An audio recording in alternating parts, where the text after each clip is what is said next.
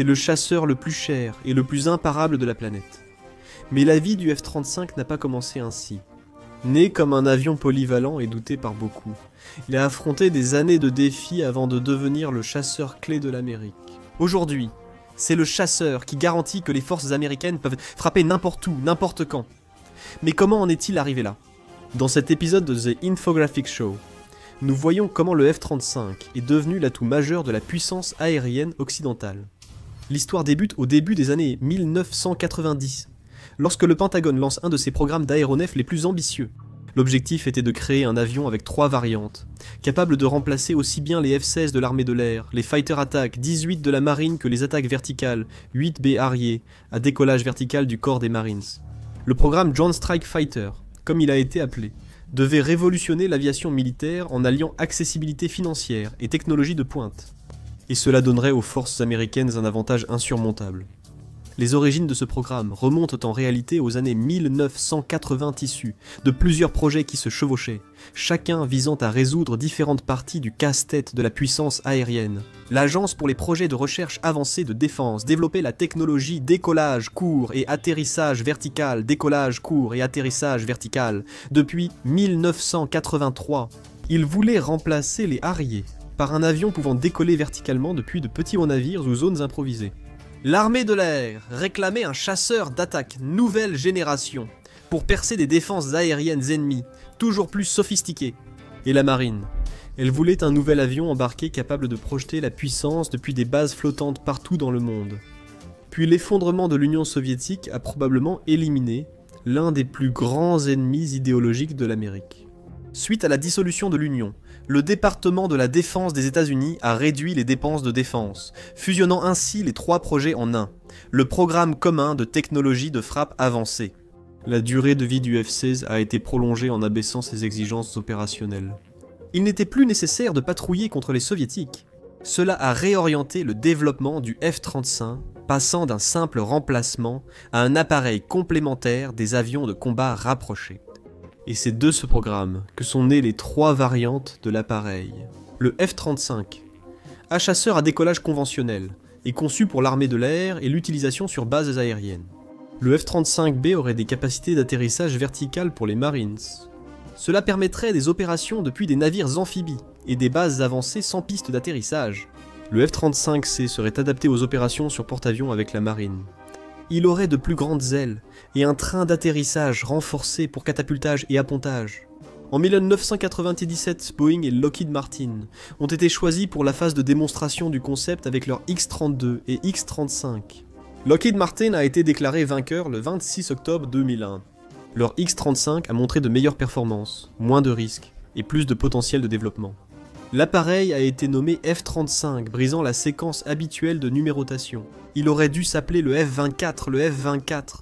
Une explication à cela est que la désignation X-35 a simplement été conservée par commodité. Une autre théorie suggère qu'à la conférence de presse, le général Mike Howe, directeur du programme, l'aurait appelé F-35 par erreur, en raison de l'étiquette X-35. Au lieu de le corriger publiquement, le nom est resté. Le programme F-35 a d'abord étudié les avions à remplacer, puis a voulu redéfinir le rôle du chasseur moderne. Le F-16 est destiné au combat rapproché, le FA-18 aux frappes. Les 2 pilotes devaient compter sur leurs yeux, et un radar de base pour comprendre le champ de bataille. Avec l'évolution rapide des capteurs et systèmes de détection, les anciennes méthodes n'étaient plus une option. Et le F-35 a pleinement adopté les nouvelles technologies, du XXIe siècle en commençant par la fusion des capteurs.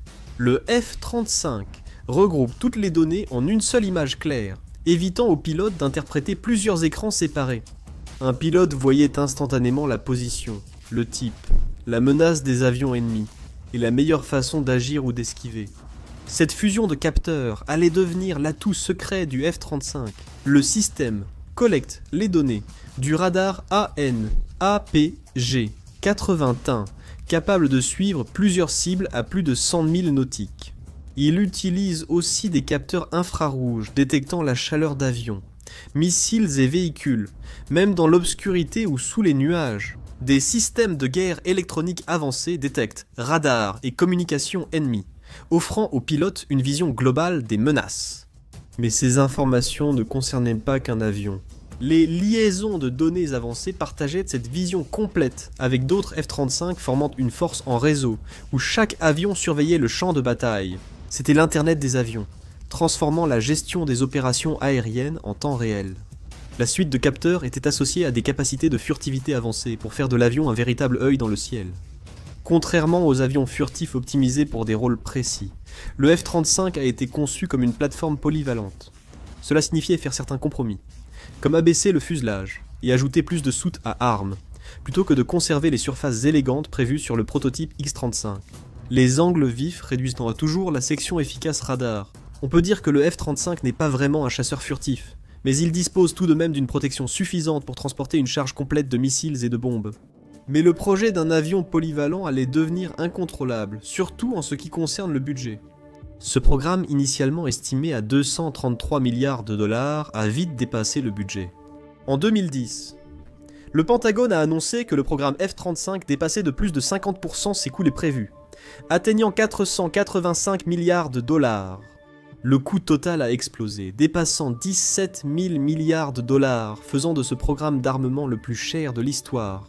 Chaque appareil devait coûter 92 à 135 millions de dollars contre 50 millions estimés au départ. Le coût élevé était lié à la durée prévue du programme, estimée à 77 ans. Preuve que les États-Unis veulent garder le F-35 en service après la seconde moitié du XXIe siècle. Les problèmes techniques étaient tout aussi problématiques que les dépassements de coûts. Les premiers F-35 ont connu de nombreux problèmes apparaissant plus vite que les ingénieurs ne pouvaient les régler. Le système d'affichage monté sur le casque, censé offrir aux pilotes une vision à rayon X grâce à des caméras sur le fuselage, est tombé spectaculairement en panne. Les pilotes ont signalé des vertiges lors de dysfonctionnement du système. Ils ont dû utiliser les instruments traditionnels, annulant ainsi tous les avantages du système d'affichage intégré. Des bugs ont touché les systèmes informatiques de l'avion, provoquant leur échec au test. Dans certains cas, les pilotes ont dû redémarrer tout le système en plein vol, ce qui n'est pas idéal dans un scénario de combat. La version F-35B prévue pour le décollage et l'atterrissage verticaux présentait des soucis de structure et de poids. Le système de ventilateur nécessaire pour faire voler l'appareil en vol stationnaire était tellement lourd que toute la variante B a été mise en probation pendant 2 ans. En 2011, si les problèmes persistaient, le programme serait annulé. Des soucis de fabrication existaient aussi. La chaîne d'approvisionnement de l'appareil comptait 300 entreprises dans 11 pays, rendant la synchronisation et le contrôle du processus de production presque impossible. Le revêtement furtif de l'appareil était si fragile que l'entretien pouvait l'abîmer. Cela impliquait des réparations onéreuses pouvant immobiliser l'appareil des semaines. Des problèmes de contrôle qualité provoquaient la sortie d'appareils défectueux, dont la correction prenait des mois et retardait encore les livraisons. Il y a ensuite eu le crash en 2025 d'un F-35 qui aurait été causé par une défaillance systémique. Le pilote a dû rester en contact avec les ingénieurs 1 heure avant de s'éjecter.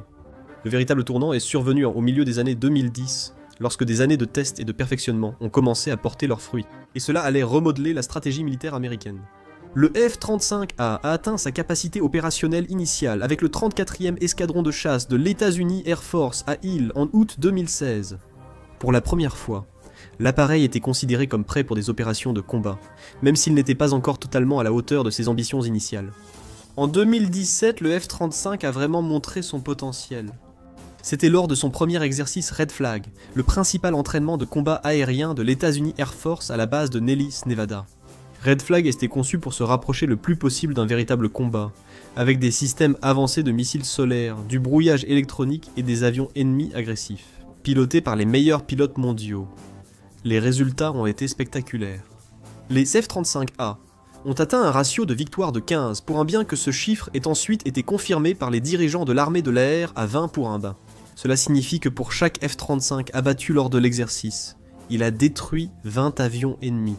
C'était sans précédent dans les exercices de combat aérien modernes. Lors de certains exercices, le F-35 a en moyenne détruit 7 systèmes solaires et 5 appareils ennemis par mission. Mais le ratio de victoire ne racontait qu'une partie de l'histoire. Les exercices ont également servi de démonstration en direct de la fonction de fusion des capteurs du F-35. Même les pilotes novices abattaient vite des avions de 4e génération en combat aérien. L'appareil pouvait s'infiltrer dans les points faibles du dispositif de défense et détruire des cibles de missiles solaires, ouvrant ainsi la voie aux forces de chasseurs traditionnelles qui suivaient. Même si l'appareil était à court de munitions, les autres chasseurs voulaient que le F-35 reste dans la zone de combat. Il pouvait recueillir des données précieuses et offrir une vue plus complète du champ de bataille. L'appareil agissait comme quarterback aérien, guidant les avions vers les cibles tout en restant invisible aux capteurs ennemis. Les résultats de l'exercice Red Flag de 2017 ont été reproduits lors des exercices suivants. Le 4e escadron de chasse a aussi brillé, lors des exercices Red Flag 2019. Les F-35 ont rejoint une grande force bleue et affronté une force rouge de 60 appareils menés par Quat, des chasseurs tout aussi performants, tout en étant soumis à des brouillages de communication constants et à des attaques de déni de Global Positioning System. Après un succès généralisé lors des simulations, le F-35 allait ensuite connaître le combat réel. En avril 2019, les F-35A de l'armée de l'air ont été employés pour la première fois au combat, lors d'une frappe sur des tunnels de l'État islamique au nord de l'Irak. La mission a prouvé que l'appareil fonctionnait comme prévu en conditions réelles. Cela a inauguré une nouvelle ère dans la guerre aérienne. Mais ce sont les opérations du corps des Marines avec le F-35B qui ont véritablement mis en avant les capacités révolutionnaires de l'appareil, après que les F-35B ont frappé des cibles invisibles. Le lieutenant-général afghan Sami Sadat les a surnommés Cool Birds, un nom de code qui est resté dans certains cercles. Fait remarquable, il n'a jamais entendu les avions de chasse, seulement les explosions des bombes sur les talibans. Cette capacité tout temps représentait un changement fondamental dans la projection de la puissance aérienne. Les forces ennemies ne pouvaient plus utiliser la météo comme protection, ce qui changeait leur calcul tactique. Le F-35C a mené sa première opération de combat en novembre 2024, frappant les Houthis au Yémen. Les avions ont détruit des installations de stockage d'armes vitales, ce qui a probablement retardé les plans des Houthis de plusieurs mois et paralysé leur chaîne d'approvisionnement interne. Cette étape montrait que le F-35 avait prouvé sa valeur. Un avion, 3 variantes, un concept efficace. L'évolution du F-35 a transformé la projection de puissance américaine mondiale. Dans les années 2020, l'appareil était devenu bien plus qu'un simple chasseur. Il était la pièce maîtresse d'une nouvelle stratégie militaire basée sur les opérations en réseau et la coopération entre alliés, à la suite du succès initial de ses missions, et représentait une véritable vitrine de son potentiel. Le F-35 est vite devenu central dans les alliances américaines. 19 pays l'ont acheté aux États-Unis. Cette coopération internationale dépasse de simples ventes d'armes. Les États-Unis et leurs alliés peuvent unir leurs moyens de surveillance et d'opération pour former une force aérienne dépassant un seul pays. Avec plus de 1200 appareils sur 50 bases et navires en septembre 2025, le F-35 reste essentiel à la dissuasion mondiale de l'OTAN. Cette présence mondiale représente un nouveau modèle de déploiement militaire. Les forces américaines peuvent y projeter leur puissance sans être présentes partout. Les F-35 utilisent des porte-avions pour opérer mondialement, tout en restant connectés au centre d'information allié. Dans le Pacifique, le F-35 est devenu une pierre angulaire de la stratégie américaine, pour contrer la montée en puissance militaire de la Chine. 4 alliés des États-Unis ont acquis des F-35, la Royal Australian Air Force en possède 72. Le Japon possède 40 F-35A en service sur les 105 commandés, ainsi que 3 des 42 F-35B qu'il a achetés. La Corée du Sud utilise 39 F-35A et attend 21 autres. Singapour attend 8 F-35A et 12 F-35B. En Europe, le F-35 est désormais crucial pour la dissuasion de l'OTAN face à la Russie. D'ici 2030, plus de 600 F-35 seront présents sur les bases de l'OTAN en Europe. Ce déploiement massif crée une couverture superposée qui rend presque impossible pour les adversaires potentiels de trouver des failles dans le réseau de défense. Les premiers succès opérationnels ont également poussé l'armée américaine et Lockheed Martin à redoubler d'efforts pour rendre le F-35 aussi opérationnel que possible. L'évolution du F-35 continue grâce à son système de mise à niveau par bloc, qui assure des améliorations continues au lieu de le rendre obsolète. Cela diffère nettement du développement traditionnel des avions, où les chasseurs étaient construits selon des spécifications et restaient largement inchangés durant leur service. Le Bloc 4, la mise à niveau majeur actuelle, constitue l'amélioration la plus significative de l'appareil depuis son entrée en service. Cela inclut de nouvelles armes, des capteurs améliorés, des capacités de guerre électronique accrues et des systèmes de communication étendus. Mais cette modernisation a eu ses propres défis. Les coûts ont augmenté de plus de 6 milliards de dollars et l'achèvement est repoussé à 2031, avec 5 ans de retard. Malgré les retards, La mise à niveau Bloc 4 renforcera nettement les capacités du F-35. Elle permettra au F-35A et F-35C d'emporter les missiles AGM, 88G, voire le MB-DA Meteor, missiles RR longue portée, hors vue directe.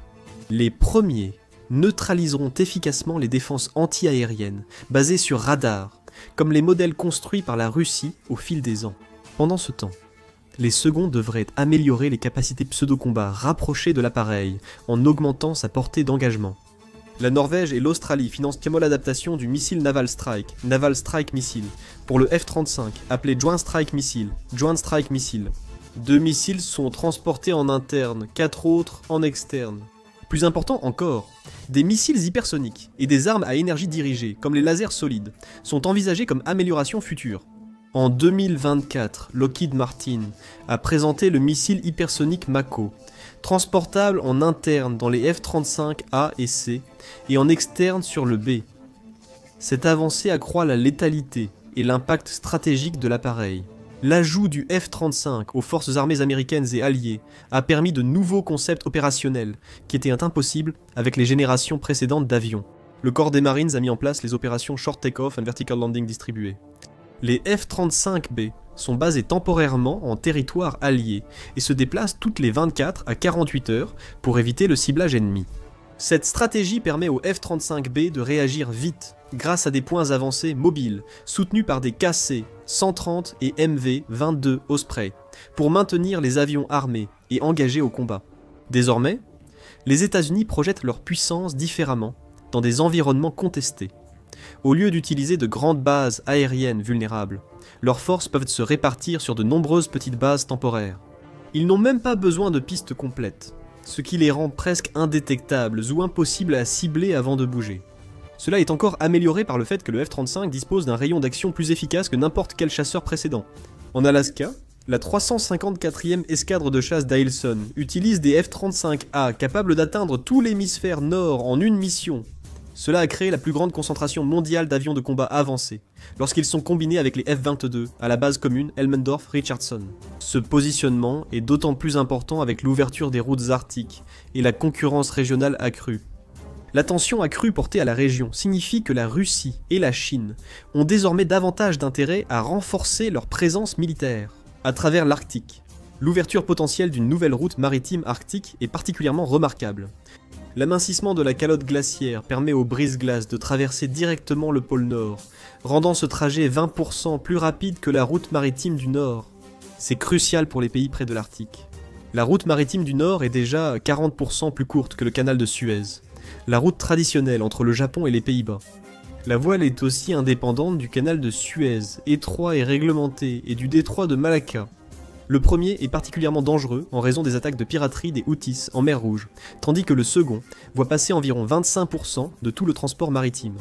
La capacité du F-35 à opérer dans des environnements extrêmes accroît sa valeur stratégique au-delà des théâtres traditionnels.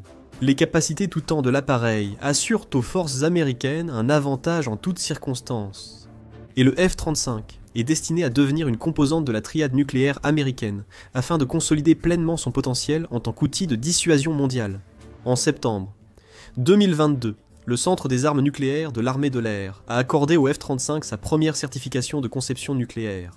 Le plan prévoit que des F-35A à double capacité, armés de bombes thermonucléaires B-61, commencent à être déployés en 2025. Les États-Unis peuvent désormais avoir des centaines de plateformes nucléaires mobiles et assez furtives, au lieu de compter sur de gros bombardiers ou missiles terrestres. Cela complique considérablement la planification ennemie et rend la dissuasion nucléaire américaine plus crédible et plus flexible. Malgré sa transformation, le programme F-35 rencontre encore d'importants problèmes. En 2024, les livraisons d'avions ont accusé un retard moyen de 238 jours contre 61 jours en 2023. Cela s'explique surtout par les retards de livraison des mises à niveau matérielles et logicielles de la technologie Refresh 3, incluse dans la mise à jour Bloc 4. Ces défis de production montrent la difficulté de maintenir et moderniser un système avancé. Ils n'ont cependant pas empêché le programme d'atteindre ses objectifs. Plus de 3000 pilotes et 19 000 techniciens de maintenance ont été formés. La flotte de F-35 a dépassé 1 million d'heures de vol cumulées en mars 2025 et ces chiffres continuent d'augmenter rapidement. L'évolution du F-35 a démontré que le développement des armes modernes ne consiste plus à construire l'avion le plus rapide ou le plus maniable.